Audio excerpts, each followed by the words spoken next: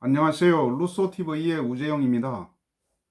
오늘은 부의 인문학이라는 책을 보고 그 일장에 대해서 한번 얘기를 해볼까 합니다. 이 부의 인문학은요, 저자가 브라운스톤입니다. 이 브라운스톤은 세대 경영학과와 동대학원을 졸업하고 금융계에서 근무했다. 그리고 단돈 500만 원으로 50억을 벌어서 경제적인 자유와 독립을 한 경력을 가지고 있다. 이렇게 소개되어 있습니다. 이분의 책은 아주 쉬우면서도 여러 가지 경제 원리들을 쉽고 재미있게 설명해서 제가 이 책을 소개하게 되었습니다. 또 이제 거인의 어깨에 올라서야 멀리 볼 수가 있다. 뭐 이런 내용이 있고요. 그 다음에 진보 정권이 집권하면 부동산 가격이 더 오를 것인가? 지옥으로 가는 길은 선의로 포장되어 있다. 도시를 파괴하는 것은 폭격이 아니라 임대료 통제 정책이다. 경제민주화는 경제 침체를 가져오는 척행이다. 뭐 이런 톤의批를 하였습니다.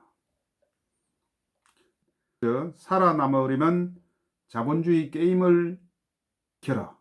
뭐 이런 내용인데요. 자산의 가격은 사이클이 있다. 사이클은 오르고 내리는 그런 사이클이 있는데 항상 직선이 아니고 하강하기도 하고 상승하기도 하면서 우상향을 한다. 그래서 과도하게 빚을 얻어가지고 투자하다가 하락 사이클에 걸리면은 파산을 할 수도 있다. 그래서 이제 원리금을 갚을 수 있는 범위 내에서만 빚을 얻어야 한다. 이 원칙을 지키고 장기 투자를 하면 부동산은 절대 실망시키지 않을 것이다. 저도 이 금융계에서 근무를 하다 보니까 제 느낌으로는 그 빚은 자기 1년 연봉의 한 4배, 4배를 넘어가면 위험하다. 이런 이제 생각을 하게 됐습니다. 최근에 보면 부동산의 가격이 지속적으로 상승을 하고 있습니다. 이렇게 되면은 집을 가진 사람은 얼굴이 웃음을 띌 것이지만은 전세를 살거나 집이 없는 사람분들은 얼굴이 완전 씹은 얼굴이 될 것입니다. 보험업이 자본주의 법칙을 가장 잘 활용하는 비즈니스의 사례이다. 이렇게 설명하고 있습니다. 지금 화폐로 받아서 먼 미래에 실제 가치가 떨어지는 화폐로 지불을 약속하는 사업이다. 그렇기 때문에 1980년에 똑같이 100에서 출발해서 1918년 말 기준으로 보험업 업종지수는 16,700이 되었고 종합주가지수는 2,050이 되었다. 종합지수보다 무려 8배가 더 높이 올랐다. 이렇게 설명함으로써 뭔가 그 인플레이션에 대한 그런 그 뉘앙스를 주고 있습니다.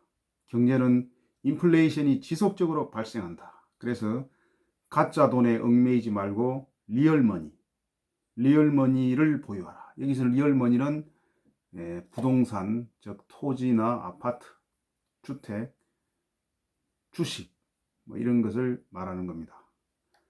짜장면 가격이 50년 동안 300배 올랐고 부동산 가격은 1971년 여의도 시범 아파트 기준 448배가 올랐다. 즉 짜장면 가격보다도 더 많이 부동산 가격이 올랐다. 이런 설명을 하고 있고요.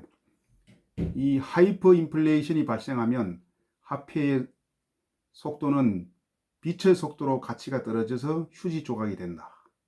그래서 실물 자산으로 바꾸어 놓지 않으면 순식간에 거지가 되고 말 것이다. 이런 설명을 하고 있습니다. 우리가 그 인터넷에 보면 그 남미의 이런 웃지 못할 사례인데 라면 한 박스를 사기 위해서 큰 수레에다가 지폐를 싣고 가는 그런 그 실제 그 사진을 본 적이 있습니다. 특히 아프리카에서도 이런 사진이 있었고요. 그래서 이제 저자는 리얼머니는 부동산과 주식이기 때문에 자산 상승 사이클에 주목을 해서 바닥에 이르렀다고 생각하면 가감하게 빚을 얻어서 투자를 해야 된다, 이렇게 조언을 하고 있습니다. 역시 이제 이 경제하면 노벨 경제학상 아닙니까, 그죠? 1976년에 노벨 경제학상을 받은 밀턴 프리드먼은 1980년대를 휩쓴 스타 경제학자였는데요. 그는 케인즈하고는 정반대로 정부의 역할을 축소시켜야 한다, 이런 주장을 했습니다. 가장 나쁜 시장도 가장 좋은 정부보다는 좋다 라는 그의 말이 그의 주장을 상징하고 있는데요. 즉 케인즈의 재정 지출 정책은 장기적으로는 물가 상승을 초래하고 또 정부가 민간이 해야 할 사업을 빼앗은 구축 효과 때문에 장기적으로는 경제를 살리는 효과도 없다고 주장을 했습니다. 이 경제학과에 가면 한 2학년 정도 때 거시경제학을 배우는데, 그게 이제 중간고사의 이제 그 단골 문제로 재정 지출 정책의 효과를 그래프로 그리고 설명하라, 뭐 이런 설명이 나오는데요. 그 결론은 항상 재정 지출을 하게 되면 이제 물가 상승이라는 인플레이션이 난다, 뭐 이런 그 기억이 납니다. 특히 옛날에는 화폐를 갖다가 금이라든가 은, 구리로 만들었기 때문에 정부에서 급속히 화폐를 늘리려 해도 그 금이나 은이라는 그 실물이 부족하기 때문에 급속하게 늘릴 수가 없고, 따라서 이제 인플레이션을 일으킬 수도 없지만은 현재와 같이 이렇게 종이, 지폐로 찍는 화폐는 신속하게 화폐를 늘릴 수가 있습니다.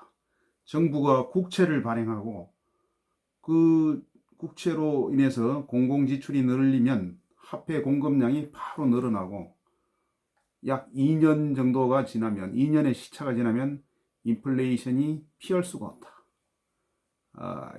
밀턴 프리드만이 이렇게 주장을 했습니다. 그래서 이 인플레이션이라는 것은 쉽게 말하면 무엇이냐? 전 국민의 호주머니를 정부가 털어가는 것입니다. 즉 실질 구매력을 감소시키는 것입니다. 예를 들면 소고기 한 건을 작년에는 10,000원에 살 수 있었는데 올해에는 15,000원에 사야 된다. 그러면 이제 5,000원이라는 어떻게 보면 손실을 본 것입니다. 그런데 이제 저자가 여기서 주장하는 것은 진보 정권, 소위 이제 이런 좌파 정권에서는 항상 부동산과 주식 가격이 더 많이 올랐다. 왜냐하면 진보 정권은 언제나 큰 정부를 지향하고, 그래서 재정 지출을 늘리고 복지 정책을 확대하고 뭐 이런 것을 좋아합니다. 그죠? 예전에도 지방 균형 발전을 위해서 지방의 혁신 도시와 기업 도시를 만든다고 토지 보상을 하면은 이 보상금을 받은 지방 사람들이 바로 서울 압구정동이나 강남으로 와서 아파트를 사기 때문에 아파트 가격이 상승했다. 다른 나라의 예를 들면 석유 매장량이 세계 1위인 베네수엘라는 진보 정권의 무한정한 그런 정부 지출 확대로 낙원이 지옥으로 변해버렸다. 그래서 이제 밀턴 프리드만의 이제 유명한 말이 있습니다. 세상에는 공짜 정심은 없다.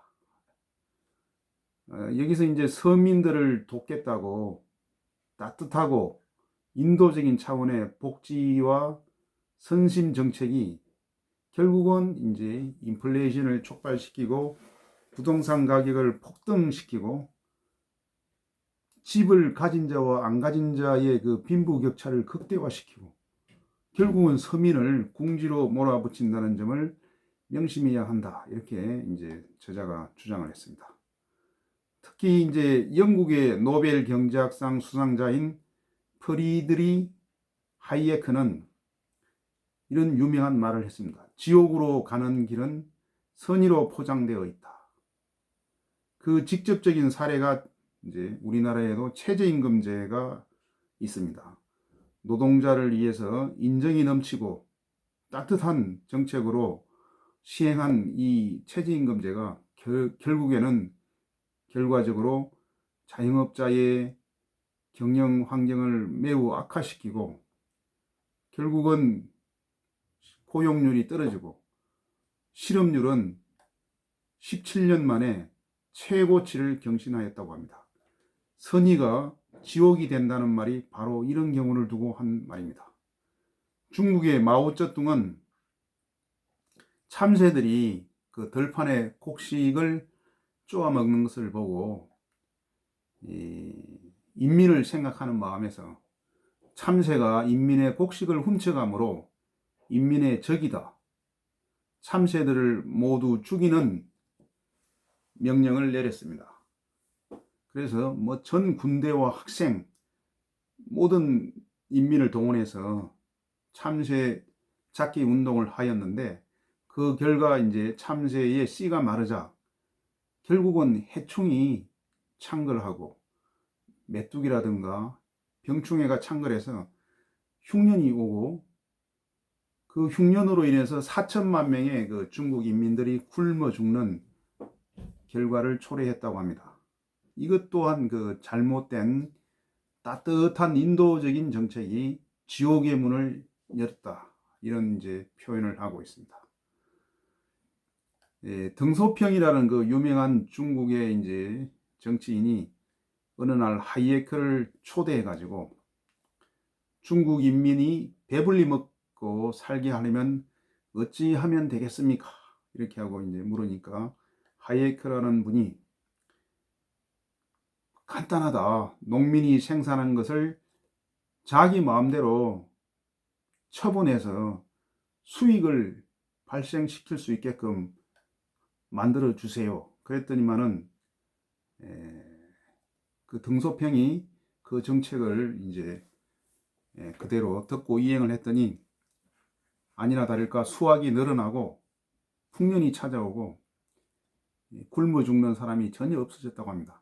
이를 통해서 흑모백모론이라는 그런 이제 정책을 주장하면서 중국의 개혁 개방 정책이 시작돼서 지금은 중국이 세계 제2위의 경제 대국으로 성장하였다. 이런 주장을 하고 있습니다. 이상으로 간단하게 1장의 내용을 요약해 드렸습니다. 감사합니다.